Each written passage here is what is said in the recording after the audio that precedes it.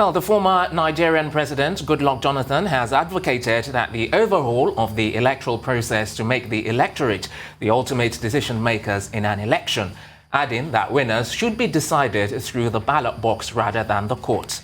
And according to him, the standard practice is that the electoral management bodies exercise the sole responsibility of returning candidates and declaring winners, while the judiciary complements by either upholding declared results or nullifying flawed elections and ordering a rerun.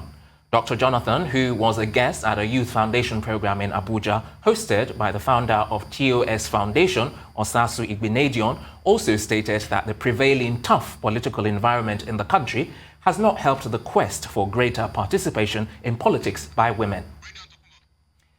Well, in continuation for the quest for greater participation of youths in Nigerian politics amid the call for restructuring, Shotade Olayinka, Director of Planning and Strategy, United Nations Youth Association, a member presidential panel on national security and Lagos State Coordinator of United Nations Habitat, joins us now.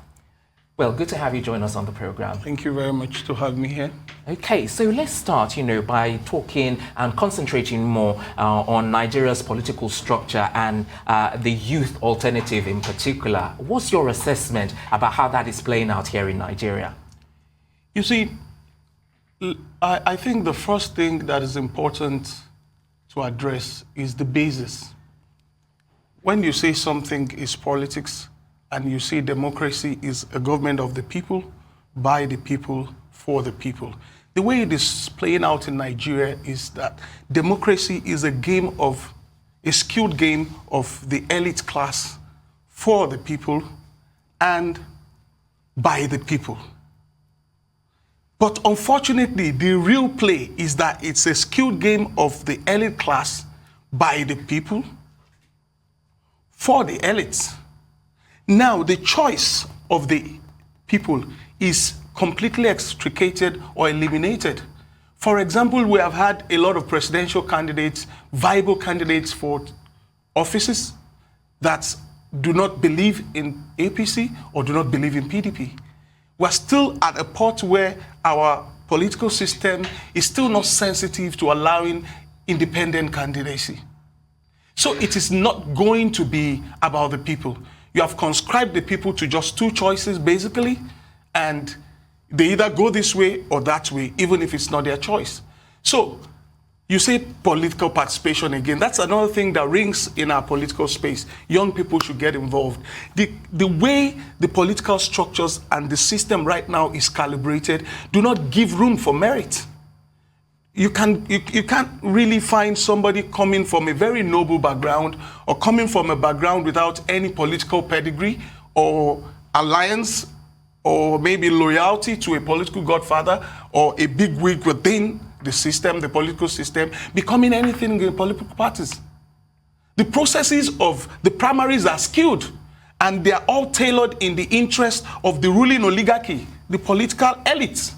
So generally, the Nigerian political system, it's a show of class struggle. Basically, the political elites, the ones in the higher office that have and handle the political parties, have trepidated on the people who are supposed to decide, holding power and holding the rights and access to becoming anything, elevation, ascension to their chest, and baiting people to loyalty or by loyalty, or you become nobody. So that's the challenge we've got within our political system. It's skewed. Okay. It's still not liberalized. Okay, and most people would say, even though you mentioned the example of the two dominant parties, you either go this way or that way. Yeah. That's actually what plays out in a lot of countries. You usually end up with two dominant parties, but that's to one side. I was curious, it says on your resume here that you're Director of Planning, United Nations Youth Association. And do you find that interesting that the United Nations has a youth association, and in Nigeria, it doesn't seem that we have a youth association that's close to the power base? Do you feel that the real issue is that the youths don't have a voice when it comes to politics to actually articulate some of these things you're saying where it matters? Well, you could say that. But how does it really play out? In advanced nations and economies you have cited right now, and countries, there is a consensus growth process put in place.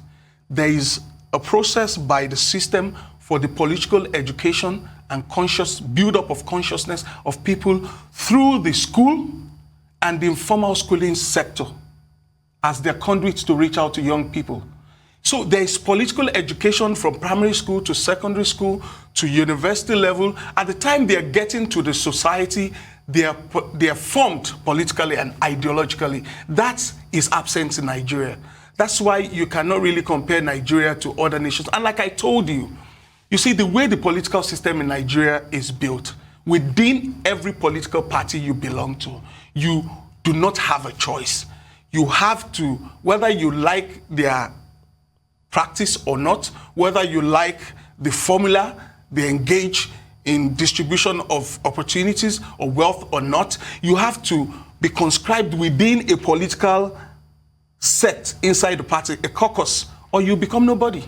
There's no place for merit. That's the issue. So there are a lot of political youths out there that are interested in politics. They've got a lot to offer.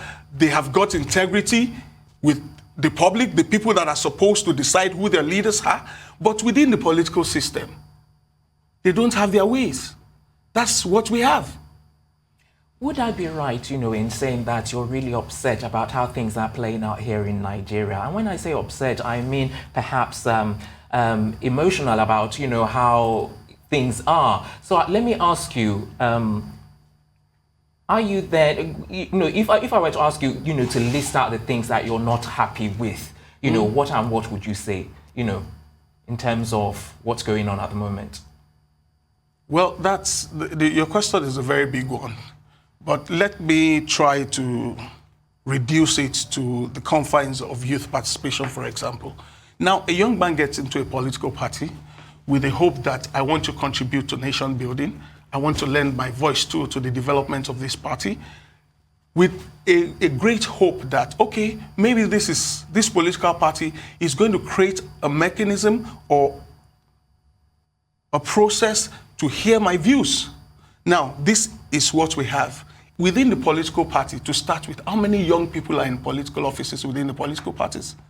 To start with, after the youth leader, which has become the only post and position right now within the political system that has been assigned to youths, how many other offices would you find young men and women?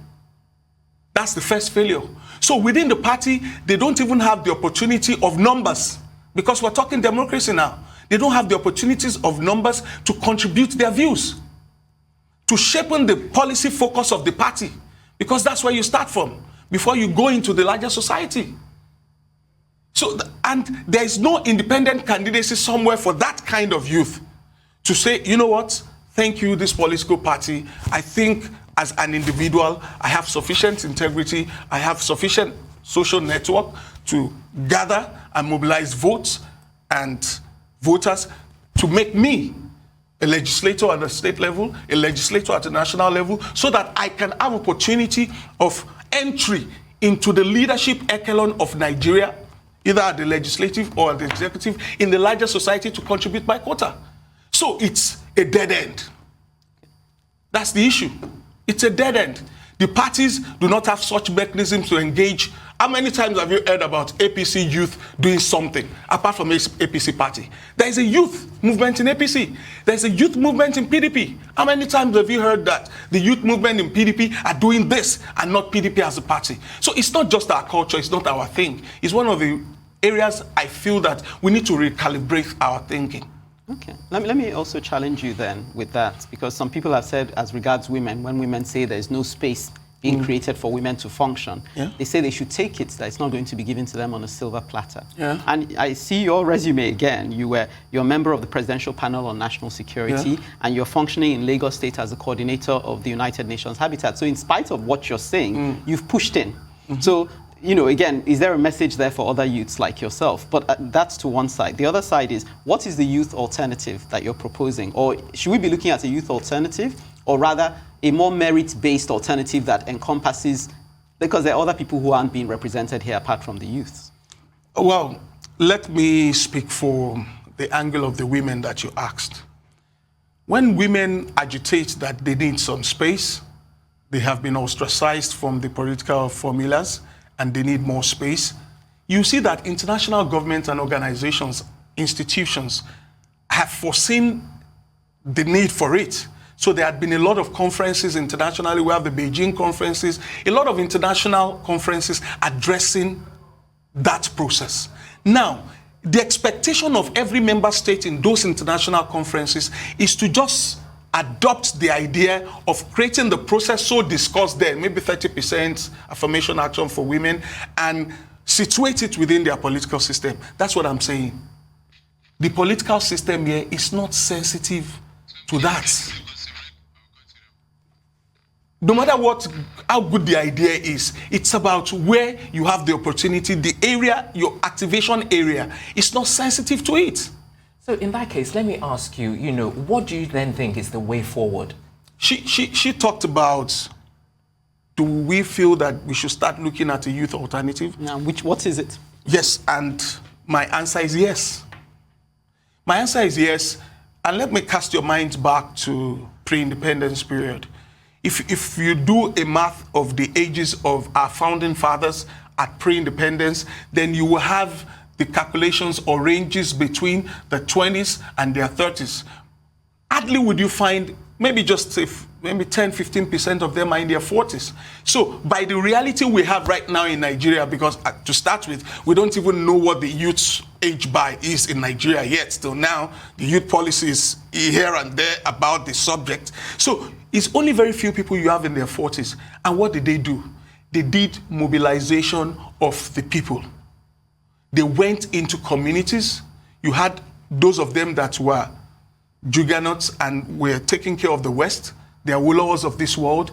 The Naros were there too. They had the Azikwes were there too. The Ahmadu Bellos too were there too. Everybody went back to their region, percolated into their states, went back into their communities, organized their contemporaries, sought the opportunity of their numbers to educate those that are directly affiliated to them, like their parents and their friends and family. So we should start looking at a youth alternative. The young people in this country should stand up. And it's not about big grammar. It's about going back to the communities. Jeff Kennedy said that all politics are local. Go back to your local communities, get your numbers together, get your hearts together. Okay. We're going to have to leave it there. I know you're just warming up and there's so much more to say. Thank you for the time you've given us. Thank you indeed.